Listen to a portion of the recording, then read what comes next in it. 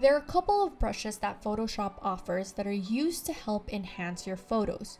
Before you go into the different type of brushes, let's talk about brushes in general. Usually when you use brushes on paper, you have different types that create various looks. For example, the smaller brush gets you a thin defined stroke, while a larger brush covers more softer area. This is the same for a Photoshop, except you are able to customize it to the way you want it to edit your image, rather than buying multiple brushes. When you start using the brush, you need to know how to adjust the brush size and also the style. The reason why you want to adjust the brush size is to be able to go over specific areas that may need more definition or to cater to the specific area that you are working with. To make adjustments, you can click on the brush icon, activate the brush panel, select the gradient circle icon on the top bar, and you will find a slider called Size. When you slide from left to right, it will adjust the size of the brush. Depending on what type of work you will be using, you will be adjusting your brush size to that particular size. Another brush feature is to adjust the hardness. The reason why you would want to do this is because you will be working with different image textures. Adjusting the brush hardness will allow the brush application to look natural and not obvious when editing photos.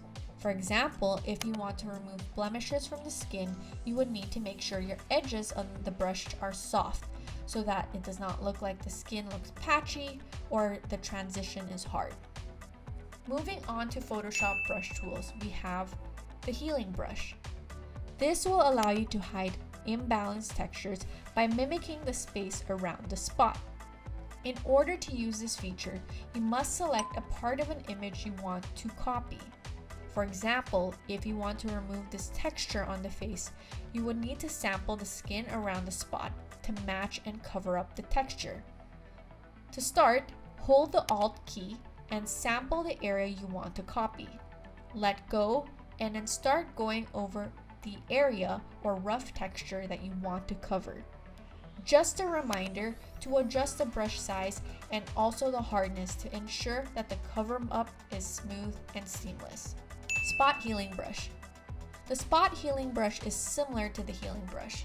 The only difference between the two is that instead of clicking on an area to copy, the program will determine how to fill the area you are trying to cover.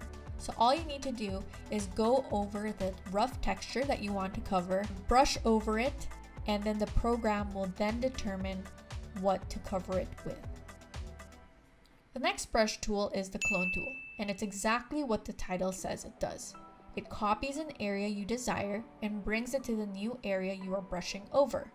To start using the clone tool, use the Alt Option key, then click on the area you want to copy.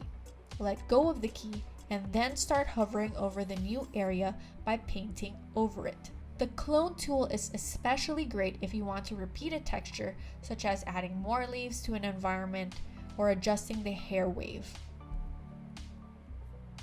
Any of these brushes are used depending on the type of adjustment that you would like to cater to. There are two ways in which you can erase things on an image. Number one is using the erase tool.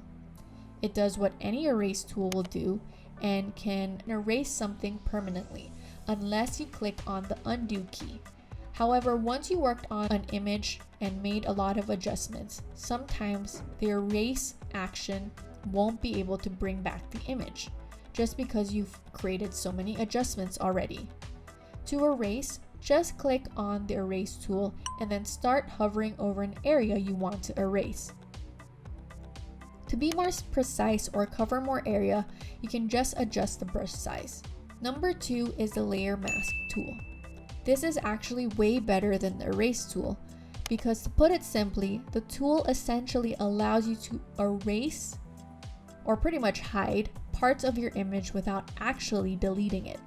It will just go and hide in a secret sublayer within your layer. The reason why you would do this is maybe because you're trying to remove parts of the hair. However, there might be an instant you might want to bring it back. And with a layer mask, you can just bring back the hidden layer that you originally covered. To activate the layer mask, first decide what exactly you want to remove or adjust. Let's say you want to remove some flyaway hairs. Just click on the icon on the layer panel. To start removing, use the brush tool and adjust your brush size and hardness to cater to the adjustment you are trying to make. Then make your brush color black. To automatically switch to the default colors, press D. Then press X to switch the colors between the two boxes of white and black. Once this is done, you can start going over the area you want to remove. If you've accidentally moved more than what you wanted, fear not, you can press X to make the brush color white. The white on a layer mask will bring back what you've concealed using the black. Let's pause and try now. On your image, try using these tools. Adjust your brush size by toggling with opacity, hardness, and style. Use a healing brush and spot healing brush on an image and start concealing specific parts that you may think need concealing. For example, if there are dark spots on a skin. Use the clone tool on another area of an image, like adding more leaves or clouds to another area. Use the eraser tool to erase an image. Try to bring it back by finding the action on the history panel. Use the layer mask and try to remove something and then bring it back.